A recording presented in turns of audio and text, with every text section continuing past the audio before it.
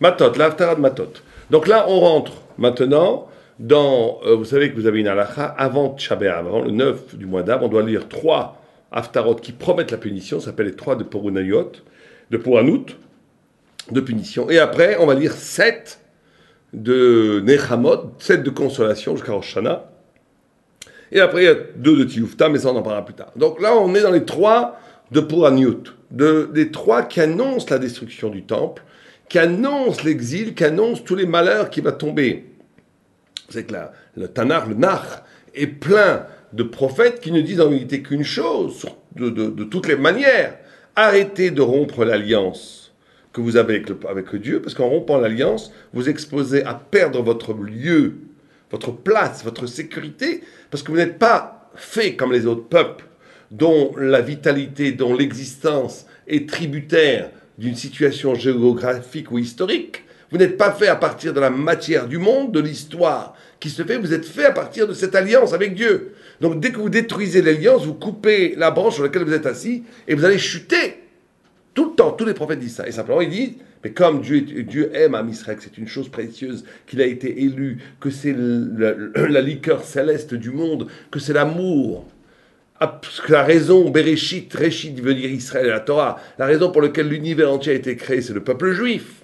Donc je ne vous détruirai jamais complètement, mais sachez que vous allez être frappé très fort. Et on a vu depuis 30 siècles, les exils, premier exil, des millions. Il faut savoir que le premier exil, avec la mort de Guédalia, il y a eu à peu près 1 million de personnes qui ont été assassinées. 1 million de personnes, j'ai à peu près 3 millions de juifs, c'est un tiers du peuple juif, c'est plus ou moins la Shoah. Au temps des Romains, il y a eu aussi 1 million de personnes qui ont été assassinées. Au temps d'exil pendant les croisades horribles, il y a eu des centaines de milliers de juifs qui ont été tués. Oh, ne parlons pas de l'exil de Sfar et la Shoah, 6 millions. Ça a toujours été comme ça. Quand est-ce qu'on va commencer à comprendre? Quand est-ce que le peuple juif va commencer à comprendre? Enfin, nous-mêmes, on doit commencer à comprendre que notre seul lieu d'habitation, c'est l'alliance divine. Le Brit. Brit, qui a d'ailleurs, dit le Maharal de Prague, comme étymologie, Briat, création. C'est-à-dire que notre création, notre habitacle, c'est l'alliance avec Dieu. Dès qu'on la casse, dès qu'on fait un trou dedans, l'eau rentre, on fait couler le bateau. C'est aussi simple que ça. Et donc, dans cette Haftara, pareil, Jérémie, Dieu s'adresse à Jérémie, et là c'est très intéressant. Et Jérémie dit, il est désigné comme prophète, c'est le début, il est désigné comme prophète. Et Jérémie dit, mais je suis un enfant, je ne suis pas digne d'être prophète. Et Hachem, Dieu lui dit, ne dis pas que tu n'es pas digne d'être un prophète. Tu es oui digne d'être un prophète. Et je serai avec toi, et je te sauvegarderai, et c'est eux qui vont trembler devant toi, et ne tremble pas devant eux, va sermonner, va faire des torachot au peuple juif, pour qu'ils s'arrachent des péchés qu'il faut qu'ils commettent, qui les mènent à leur perte. Et c'est très intéressant de voir ici comment la Haftara nous montre que le refus, d'ailleurs le refus est tout à fait positif, c'est que quelqu'un, on voit que tous les grands prophètes de Moïse à Moshe, Jérémie et d'autres, ils ont refusé l'élection au début. Il faut refuser l'élection, parce que personne ne peut se croire digne d'une élection. Il faut être forcé à l'élection. C'est Dieu qui doit nous dire, vous êtes tellement élus que vous êtes élus malgré vous. On ne vous demande pas votre avis. Mais si quelqu'un se croit élu, c'est déjà très mauvais signe, ça veut dire qu'il n'est pas élu. Donc Jérémie ne se croit pas élu, il est humble. Il dit, je ne suis qu'un enfant. Et Dieu lui dit, ne dis pas que tu es qu'un enfant. Tu es un prophète. Mais il ne croit pas véritablement en lui. Et là déjà en germe, on voit que c'est tout le problème de la faute du peuple juif. Tout le problème de la faute du peuple juif, c'est de ne se pas croire à la hauteur. Un juif ne faute, il faut bien apprendre ça dans la vie, au niveau moussard. Bien sûr qu'il y a des explications beaucoup plus spirituelles, beaucoup plus profondes. Mais au niveau qui nous intéresse à nous aujourd'hui, au niveau du moussard, de l'éthique primordiale, un juif ne faute, un juif ne tombe que quand il oublie qu'il est juif. S'il se rappelait un tout petit peu ce que c'était qu'être juif, il ne pourrait faire aucune faute. Sachez que si quelqu'un avait une seconde la conscience de la dignité, de l'élection, de ce que c'est être le peuple d'Israël élu par Dieu, il ne pourrait jamais faire de faute. Jamais. Ni du Lachon Hara, ni des fautes de Znout, ça serait tellement dégoûtant par rapport à ce qu'il est élu que ça ne lui viendrait même pas à l'esprit. Vous savez que c'est le Sabbat de Savotka qui a revitalisé cette conscience, cette école. Lui, il disait, il a vu à un moment donné que beaucoup de juifs abandonnaient le judaïsme, la Torah, parce que les juifs religieux, ils vivaient dans une sorte de misère esthétique, ils n'étaient pas beaux, ils n'étaient pas bien habillés, ils se laissaient aller, alors que les juifs modernes étaient bien habillés, ils avaient l'air classe. Il a dit, mais ils ont raison. Il faut absolument... ça, ils ont eu raison. La notion du kavod adam, kavod abriot, la notion de se donner du respect, est beaucoup plus efficace pour combattre le Yatzera que dire c'est interdit, c'est interdit, c'est interdit. Dès que je dis c'est interdit, c'est interdit, c'est interdit, c'est interdit, mais à un moment donné, la faiblesse, la bassesse, la chair humaine va amener vers la faute. Mais si je dis c'est beaucoup plus puissant pour combattre le Satan et le Yatzera, de dire 2 minutes, je ne peux pas faire ça, c'est pas pour moi. C'est impossible. Est-ce que quelqu'un pourrait rentrer avec un Sefer Torah dans les toilettes? Personne ne le ferait, même un rachat aurait honte de faire ça. Pourquoi est-ce que c'est un Sefer Torah? Or, ton âme est un Sefer Torah. Or, toi, tu es un Sefer Torah vivant. Tu es élu par le Dieu tout-puissant qui a créé le monde entier comme le peuple élu par le peuple d'Israël. Comment peux-tu faire une faute? C'est pas pour toi. De comprendre qu'il y a des choses qui ne sont pas pour toi. Et ne pas le comprendre, de l'oublier, c'est la racine de toutes les fautes. Et on voit que, vous savez que le premier temple, deuxième temple, tout le temps, les prophètes parlent de la même façon. Le premier temple a été détruit à cause de 3 péchés. Premier, meurtre. Deuxième, idolâtrie. Troisième, arayot, ça veut dire laisser aller sexuel, tous les interdits sexuels. Deuxième temple a été détruit à cause de la haine gratuite. Alors prenons le premier temple, par rapport au principe qu'on vient d'énoncer. Le premier temple, on a dit meurtre, avodazara, idolâtrie, arayot. En vérité, ces trois choses-là sont une réduction, encore une fois, de l'élection.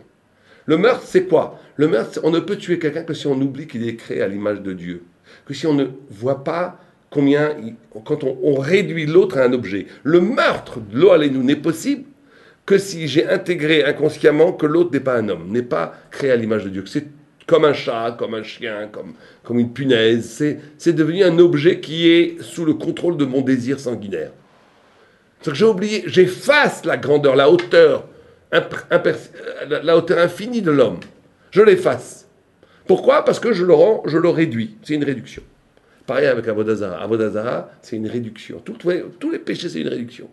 L'Avodazara, dit Rashi, c'est quoi Avodazara? C'est quand il se moque un peu de certaines pratiques chrétiennes, mais qu'il ne veut pas le dire clairement parce qu'elle la censure, il dit Agadot, des gens qui ont rendu l'extraordinaire grandeur de la révélation divine inscrite dans la Torah, ils ont transformé ça en Agadot. Agadot, ça veut dire des fables.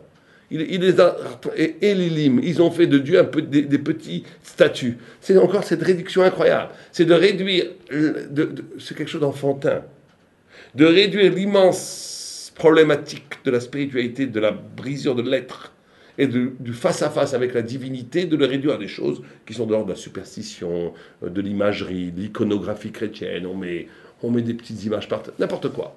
Donc c'est une réduction absolument ridicule. C'est la notion de la réduction ridicule. Tu ridiculises ce qui en l'homme est immense parce que tu le réduis. Et pourquoi tu le réduis? Parce que c'est plus commercial. Parce qu'à un moment donné, effectivement, le christianisme avait besoin de s'étendre dans le monde. Et donc, une pensée qui veut dominer et coloniser la pensée mondiale ne peut pas être trop sophistiquée, trop exigeante, trop spirituelle. Elle doit effectivement, se commercialiser et donc se réduire, se populariser, se vulgariser par définition. Et Rachid ne manque pas de pointer et de dire c'est Elilim, c'est une réduction de la splendeur de Dieu. C'est une réduction de la splendeur de Dieu à des fables. C'est une réduction de l'infinité de Dieu à une statue. Elilim, vous faites d'un Dieu quel l'infini quelque chose de fini. Réduction. Et tout le monde comprend que dans la rayot, dans le laisser-aller des mœurs, de la relation, c'est pareil. Quelqu'un ne peut se laisser aller à ça que si à un moment donné, il oublie sa grandeur, sa propre noblesse et la noblesse de l'autre. Tout ce qui est un rayot, c'est à un moment donné l'oubli de son élection pour jouir un petit moment misérable et d'oublier de la douleur et à bon compte d'échapper à la difficulté de la vie. Et donc on a ici ces 3 réductions. Très bien, on nous dit, combattre les Hatzara, c'est être capable de rester à la hauteur. Aussi simple que ça. Alors il faut se poser la question, si dans ce schéma-là, le deuxième temple qui a été détruit à cause de la haine gratuite, en quoi la haine gratuite est une réduction? Alors là, effectivement, c'est une réduction encore plus perverse, encore peut-être plus fatale que les 3 premières. C'est pour ça que le premier temple a été détruit au bout de 70 ans, on l'a réparé. Alors que la haine gratuite, ça dure depuis plus de 2000 ans. Ça fait 2000 ans cette histoire qu'on n'a toujours pas réparé. Pourquoi? Parce que la haine gratuite, justement, c'est un retournement de cette élection. La élection, c'est que je suis unique, je suis extraordinaire, je suis élu. Mais il ne faut pas que cette élection se transforme en l'autre est aussi élu. Donc c'est une concurrence pour moi. Donc je vais le haïr. On te dit 2000. L'élection, elle n'est valable que si ce n'est pas un privilège d'aristocrate. Si tu transformes ça en privilège d'aristocrate, si tu crois qu'être juif, c'est que de la frime, que de la classe, laisse tomber. Ça, c'est nul. L'élection d'être juif, c'est une responsabilité. C'est-à-dire que tu es le miroir de la divinité sur terre. Et donc, tu te dois d'être humble. Tu te dois d'aimer les autres. Tu te dois de travailler à l'actif de l'universel, à l'actif de l'humanité entière. Tu te dois d'aimer ton frère juif comme s'il était de toi-même, parce que vous êtes embarqués dans la même élection. Dès que tu transformes cette élection en pouvoir, en volonté de puissance, en affirmation de ton ego, c'est une profanation de l'élection, vaut mieux être goy. Vaut mieux être goy. Au moins, tu ne profanes pas la divinité. Alors que si tu transformes ça en fierté nationaliste ou en fierté stupide, je suis juif et ceux qui ne sont pas juifs sont nuls, tout ce genre de bêtises qu'on entend, c'est nul. C'est pas du tout de ça dont on parle. On parle d'une élection qui me rend responsable pour l'humanité entière, qui me rend bon, qui m'oblige à dire que l'ego, c'est pas grand-chose, que l'essence de l'existence, c'est d'être porté par la voix de Dieu, et que cette voix de Dieu, elle est universelle, elle traverse le monde entier. Elle m'oblige à aimer les autres. Elle m'oblige à vaincre la haine. Or, la haine gratuite, la sinatrinam, ça a été justement une perversion de cette élection qu'on paye jusqu'à aujourd'hui. Et donc, le tikkun que l'on doit faire aujourd'hui, c'est avatrinam. Puisqu'en face, puisqu'elle a détruit le temple, c'est la haine gratuite, ce qui va rétablir le temple, c'est l'amour gratuit. L'amour gratuit, c'est pas d'aimer comme des idiots, j'aime tout le monde avec des fleurs et distribuer des bonbons. Ça, on n'est pas des hippies.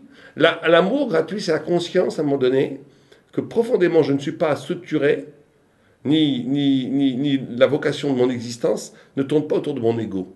Il tourne autour de quelque chose qui me dépasse largement. C'est quoi? C'est ma fonction. La fonction, c'est d'être la lumière de Dieu sur terre.